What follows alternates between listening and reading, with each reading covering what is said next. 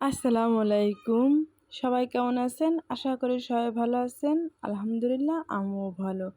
ভালো বলতে হয়, দেখেন আমার মুখের চেহারা দেখেই বোঝা যাচ্ছে যে আমার শরীর মন দুইটাই ভালো নেই। দুইটাই ভালো নেই কেন জানেন? আজকে আমার সাহেবকে বলতেছি চলো একটু বাইরে ঘোরাতে, সে আজকে নিয়ে যাবে না। তাই মনে করলাম মনটাকে ভালো রাখতে হলে নিজে ঘরে কিছু বানায় খাই। আমার হাতে সবথেকে আমার কাছে ভালো লাগে আমার ফালুদা বানানো। আমি অনেক কিছু নাস্তা আইটেম বানাতে পারি, তার ভিতর ফালুদাটা কেন জানি আমার কাছে খুবই ভালো লাগে। আর এদিকে কয়েকদিন ধরে তো প্রচুর গরম পড়তেছে। এই গরমে ফালুদাটা এত মজা হবে, ফ্রিজে রেখে খেলে আরও মজা লাগবে। এই যে সন্ধ্যেবেলায় ছেলেরা বই নিয়ে বসেছে, আমি বলতেছি বাবা তোমরা বই নিয়ে বসো, আমি তোমাদের একটা মজার খাবার বানায় দেবো। ঘরে টুকটাক সব ফল ছিল, সেই ফলগুলো রেডি করতেছি। সাহেবকে বলেছি আমাকে আইসক্রিম এনে দাও আর দদি। আমার কাছে ফালুদার ভিতর একটু বেশি পরিমাণ আইসক্রিম এবং দদি দিলে আমার কাছে বেশি মজা লাগে।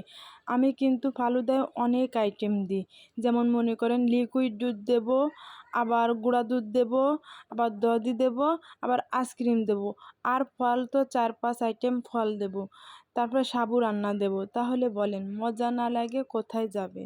যাই হোক, আমার কথা শুনে যদি আপনাদের কারো জিহ্বায় পানি আসে, তাহলে আপনারা কিন্তু অবশ্যই আমার বাসায় চলে আসতে পারেন। তাহলে আমার নিজের হাতে আমি আপনাদের ফালুদা বানাই খাবো। আসলে আমি এখন বয়স দিচ্ছি, এখন তো হাসি হাসি বয়স দিচ্ছি, কিন্তু আমার এই রাগী চেহারাটা দেখে আমার এত হাসি পাচ্ছে। ওই সময় কেন জানি না মুড এত খারাপ ছিল। ওই যে মুড খারাপ ছিল আমার সাহেবের পরে, তাকে সেই দুপুর ধরে বলতেছি চলো বাইরে চলো, আমার ঘরে থাকতে থাকতে বোর লাগতেছে, আমি 1 সপ্তাহ ঘরের ভিতরে থাকলে আমার খুবই অস্থির লাগে। সে বলতেছে আজকে আমি কোনো রকমেই পারবো না। এই দুজনে জেরাজেরি করে এখন এই যে আমি রাগ করে মুখটা একেবারে কালো করে বসে বসে ফালুদা বানাচ্ছি। বলেন তো এই সাদা মুখটা যদি এইরকম কালো হয়ে যায় দেখতে কেমন লাগে? আমার নিজের কাছে নিজেকে তো খুবই বিশ্রী লাগতেছে, জানি না কেন তখন মুখটা আমি এরকম করেছিলাম। যাই হোক, এদিকে আমি ফল বাছতেছি আর ছেলেদের সাথে কথা বলতেছি। ছেলেরা পড়তেছে আর আমার সাথে কথা বলতেছে আমার মনটা একটু ভালো করার জন্য। তারপরেও কোনো রকমেই আমার মন ভালো হচ্ছে না। যতক্ষণ না এই ঠান্ডা ঠান্ডা ফালুদা খাবো ততক্ষণ না আমার মন ভালো হবে, যদি ফালুদা খেয়ে আমার মনটা ভালো হয়। এদিকে আমি সাবুটা রান্না করে প্যানের নিচে দিয়েছিলাম ঠান্ডা করার জন্য। তার ভিতর দিয়ে দিচ্ছি আনার, কিছু কলা কুচি, কিছু আঙ্গুর ফল কুচি, এখানে আইসক্রিম দিয়ে দিচ্ছি, কিন্তু অনেক ঘন মনে হচ্ছে আমার কাছে। এর ভিতর একটু পানি দিলে হয়তো পাতলা হবে। আমার সাবু রান্নাটাই বেশি ঘন হয়ে গেছিলো, এই জন্য দেখতে ঘন মনে হচ্ছে। এর ভিতর একটু বরফ কুচি বা ঠান্ডা পানি দিলে দেখবেন একটু হয়ে যাবে, নর্মাল হয়ে যাবে বা একটু পাতলা হয়ে যাবে। অনেক ঘন রয়েছে, এত ঘন কিন্তু ভালো লাগে না।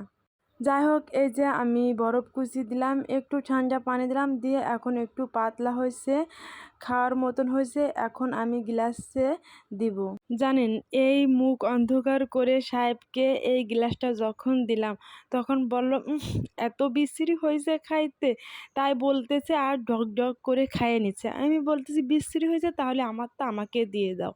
সে বলে কি না, তা দেওয়া যাবে না, কিন্তু এত বিশ্রী হয়েছে, তাই বলে সে পুরো গ্লাস শেষ করে আরও গ্লাস নিল। তার মানে সে আমাকে চেতানোর জন্য এইটা করে। এদিকে সাহেবকে দিয়ে আমার ছেলেদের জন্য রেডি করতেছি, আর আমি তো পর্যাপ্ত পরিমাণ খাবো, আমার গিলাসে খেলেও পেট ভরবে না, আমি পুরো গামলা নিয়েই বসবো। ফালুদা সব থেকে আমার পছন্দের একটা জিনিস। কার কার ফালুদা পছন্দ অবশ্যই কিন্তু জানাবেন। যাই হোক, সবাই ভালো থাকবেন। আল্লাহ হাফেজ।